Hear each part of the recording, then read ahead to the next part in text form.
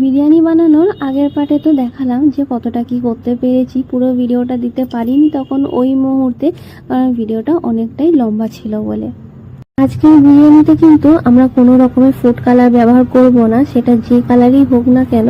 আর এদিকে হচ্ছে আমি একটা হাঁড়িতে হচ্ছে গরম জল করতে বসিয়ে দিয়েছি, তার মধ্যে কিছু গোটা মশলা বিরিয়ানির জন্য, তার সাথে দিয়েছি পরিমাণ মতো নুন। তবে নুনের পরিমাণটা একটু কিন্তু এখানে বেশিই থাকবে, তবে কিন্তু ভাতের স্বাদটা আসবে।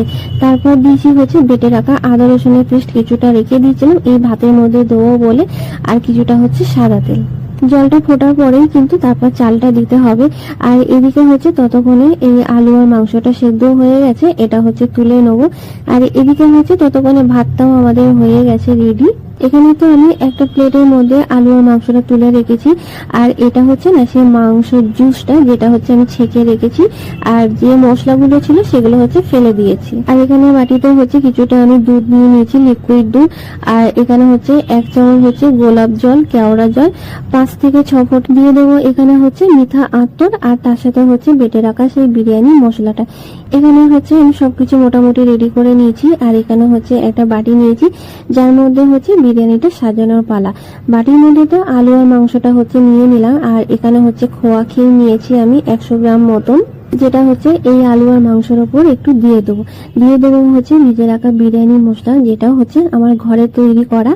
আর এবারে দিয়ে দেবো হচ্ছে সেদ্ধ করে রাখা বিরিয়ানি চালটা। ভাতটা দেওয়ার পরে হচ্ছে এবার দিয়ে দেবো ভিজে রাখা বেরেস্তাটা। এটা যে প্লেটে রেখেছিলাম ওই প্লেটে একটু জল থাকার কারণে না এটা একটু ভিজে গেছে। তার উপরে এবার দিয়ে দেবো হচ্ছে বেঁচে রাখা খোয়া ক্ষীরটা আর গুলে রাখা সেই দুধটা, যেটা মশলা দিয়ে গুলে রেখেছিলাম। আর এই হচ্ছে সেই মাংসের জুসটা, সেটা হচ্ছে এবারে দিয়ে দেবো। এখানে এই মাংসের জুসটা দেওয়ার কারণে কিন্তু বিরিয়ানি কোনো রকমের এক্সট্রা কালারের এখানে প্রয়োজন পড়বে না, তবু তোমরা যদি দিতে চাও দিতে পারো। তার উপরে দিয়ে দেবো আবারও একটু ভাজা মশলা বিরিয়ানি, আর তার উপরে দিয়ে দেবো একটু বেশি করে ঘিটা দিলে একটু বেশি স্বাদটা আসে।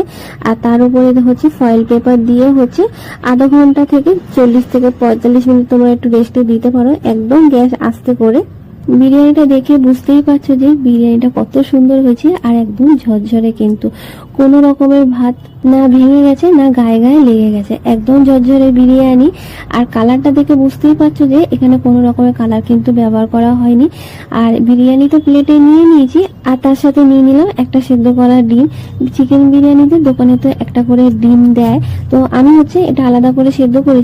আর আজকের রেসিপির ভিডিওটা তোমাদের কেমন লাগলো অবশ্যই প্লিজ জানিও, আমি অপেক্ষায় রইলাম।